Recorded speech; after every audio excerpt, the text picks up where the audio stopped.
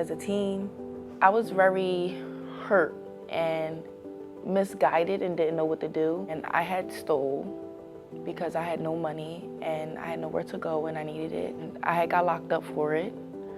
And that's when they introduced me to the program, either jail time or do this program.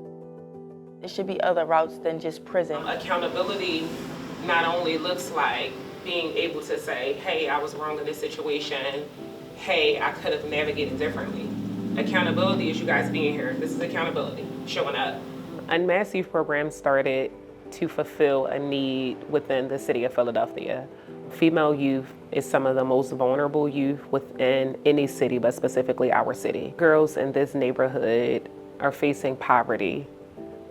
They're facing being teen parents. There's issues with mental health as well as substance abuse that are really impacting the young people in their ability to know and believe that they can overcome those obstacles. When I first came into the Unmasked program, I was homeless and I didn't even have a place to lay my head. Just trying to find somewhere where I can make like a home. But quickly after getting to know Miss Andrea and she getting to know me and actually hearing me out and just listening to me, it made me feel loved and appreciated. Hey, how are you? How are you? What is emotional intelligence to you? When you hear emotional intelligence, what do you believe it means? Therapy is important, so important for young people because it's been stigmatized. We facilitate various workshops with the youth here, talking about either emotional management, self-regulation, grief and loss. You may not know it first, but you can build a rapport and build a trusting, safe space with that can then also give you guidance. I know sometimes people think that talking about it doesn't always work, but it makes you feel better. It gets you into knowing yourself, learning yourself, and loving yourself.